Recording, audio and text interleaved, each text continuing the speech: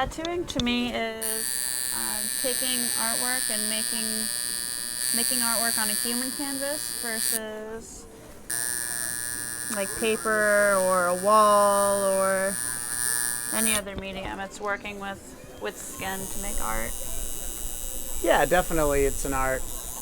I always tell people it's a trade and an art form. So like to do a good tattoo, you got to learn the trade first. You got to learn how to be clean, and then once they know how to be clean without thinking about it, then I start teaching them how to do the trade. And then once you learn the basics and you start getting a good grasp of how a tattoo is correctly done, then the art starts to play more of a part because you don't have to think about how to go about getting the tattoo into the skin correctly and, you know, getting the techniques you want across. You use art and techniques to create images on the skin. Like literally, you're making art, but you're just doing it in the skin. Stereotype about tattoos today. I mean, it depends on the audience that you're asking, I guess, you know? Like, older people definitely still think that, you know, it's dingy or it's seedy. There's always going to be places you go in the world where, you know, you're not allowed in the pools or the hot baths and shit.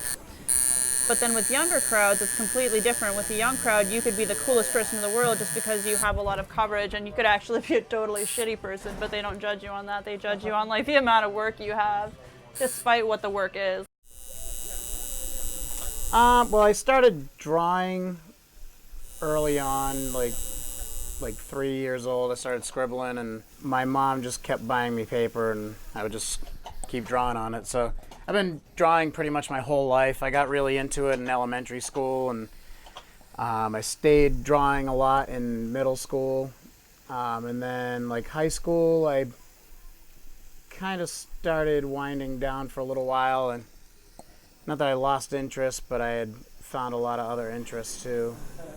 I've been drawing since I was about, I don't know, I want to say 3 or 4. It was too long ago for me to really remember. I remember I just got started because my cousin was doing it, and I just wanted to be like her. You know, and she was drawing anime, so I started drawing anime. Ironically enough, when I got tattooed for the first time, I was 20. And that really got me into like drawing again. And that's when I really started like exploring art more.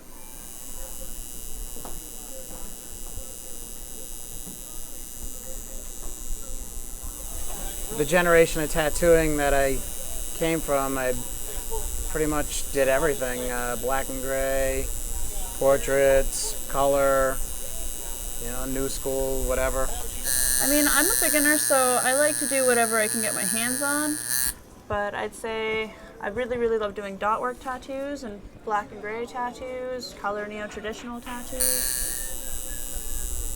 New school is basically like a really characterized drawing, something that's heavy stylizing, you know, like enlarging of parts, or it's almost like an abstraction of like an actual picture. So you know, with like new school, you can draw the characters basically however you want. Lots of personal accentuation on the illustration, so it doesn't look like a typical realistic drawing, you know. Neo-traditional is old school tattoos, but with new techniques, like new colors, new ways of like showing foreground and background, and kind of creating illusions on the skin, but with old school art ideas.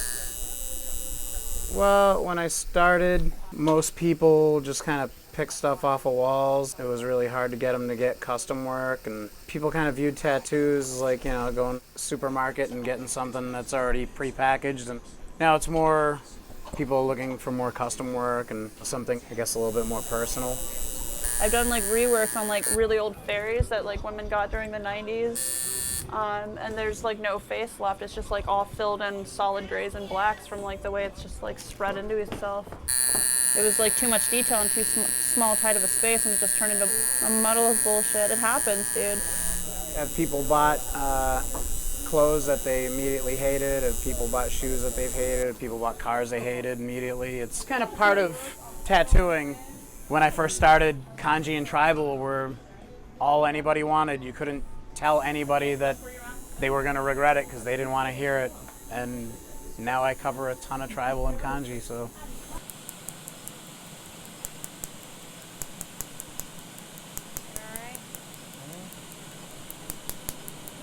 We have 2 different lasers here, 2 different ways to go about tattoo removal. Essentially, they do the same thing. The laser goes into your skin, it's absorbed by the ink, causing the ink to break down into very fine pieces. Then your lymphatic system actually comes in and removes that ink. So we essentially do not remove tattoos, we just break down ink. Your body does everything else.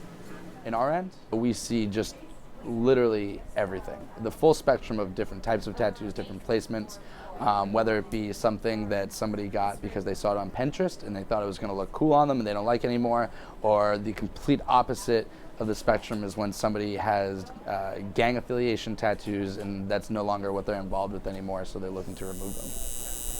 They got the tattoo with, you know, maybe on the spot and they didn't like put enough thought into it, or maybe they like got it at a house because it was cheap and then they see good work everywhere else, so they get a piece in a shop later and they're like, well fuck, this makes the rest of my tattoos look bad because then you have a good one next to it. Or it's filled itself in black because it was done too small from the get-go, because when you're 18 and you get a tattoo, you don't want to be told that it needs to be made bigger. You just want to get what you want to get because you're an 18-year-old or, you know, whatever.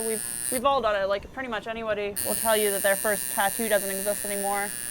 I personally got my first tattoo when I was 17 years old, and it doesn't go with the artwork that I have nowadays or my interests nowadays or anything along those lines. So I'd say in the future, sooner than later, I'll probably end up removing that and tattooing over it. The tattoos I'm getting removed from mostly from when I was like 18, when I got a tattoo just because I wanted a tattoo, not because it was anything special or well thought out, or, you know, there was no thought behind any of them. Thank you. You're welcome. Actually, my first tattoo ever, I'm not removing my first tattoo ever. For the only reason it's on my ribs, and it hurt really bad going on, so I have a feeling it will hurt really bad coming off. What does that one say? It says, love your life. Very basic. I like to say it's because your tattoos are about as mature as you are, and if you had the same tattoo idea for 18 years but you're only 18, you're still kind of immature, so is your idea. My first tattoo was when I was 18. Like the week I turned 18. It's totally covered. Totally covered. A good majority of our clients are, you know, female, same thing. You know, they got one little tattoo when they were 18, or, you know, a couple, and now that they've grown out of them, they're looking to get rid of them. Honestly, anything you can possibly imagine. Somebody doesn't like the placement of the tattoo. Maybe they put it on their forearm a little bit lower than they wanted it to be. It doesn't symbolize who they are anymore, and they're looking to tattoo over it. A good example of that is tattoo artists. So a lot of tattoo artists who come in here, we're removing old work that they either did to themselves or like buddy practice on them when they were just learning. So they're looking to get rid of, you know, that older, less experienced work to put new, really good art on top of it. I haven't done many cover-ups. I've done a few cover-ups, mostly like names or like little symbols on the ribs. Usually on like people who want to get as small of a cover-up as possible, so we do like feathers, stuff like that. But if it's like a really major cover-up, like they want to do something that maybe you've never done before with it, I usually recommend they see somebody with like a lot of experience in that department.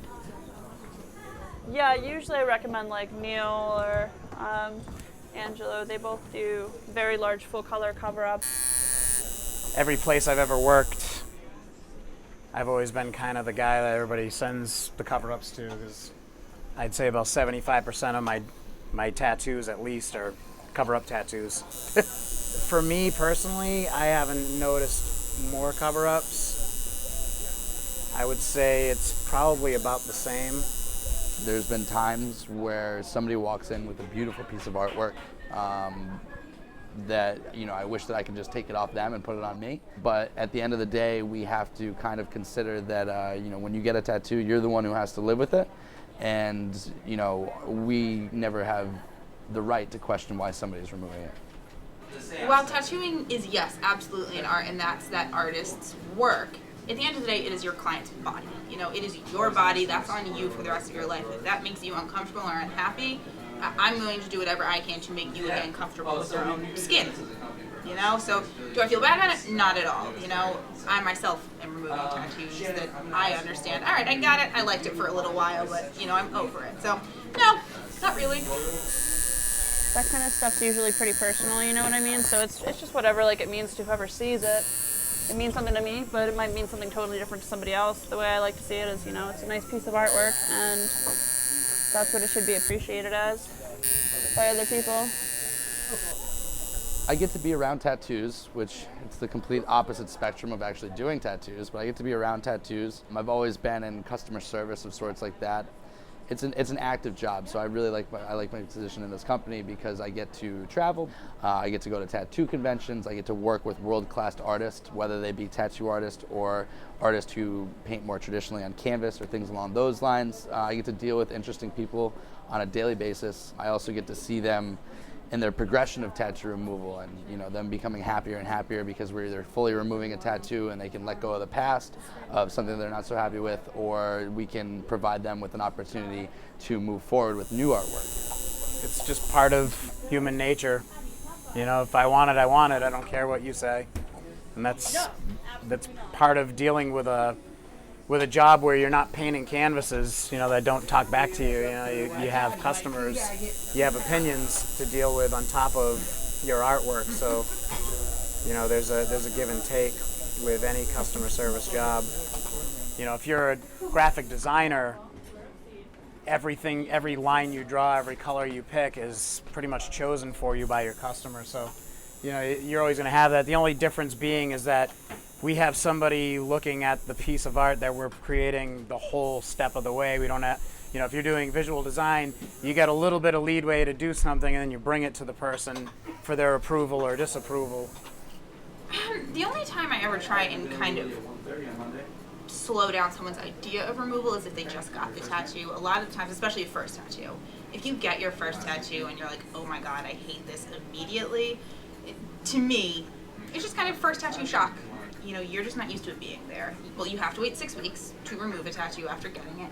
So in that time, if you still are like, okay, I hate this, then yeah, sure, sit in the chair, we'll get it gone for you. But if it's like day after and they're bawling their eyes out about it, give it a little time. Because like you ask anybody who's been getting tattooed for like 20 years and they can think back to that first tattoo they got and they'll know exactly what was going on, what was going through their head, stuff like that. But it could also be something as simple as, you know, you really love an artist and you want that painting that you have in your house put on your body for life because the painting is temporary, but you know, you'll have your body the rest of your life, so. Exactly, you know what I mean? I have like 2 paintings on my legs that I just love the paintings. It's not important to like attach a whole bunch of meaning to your tattoo. But it is important that, like, you know, that you have a good tattoo no matter what it means. You don't have to tell anybody what it means. It could just be something really cool. It could be something that just makes you laugh, but as long as it's a good tattoo, it's a good tattoo.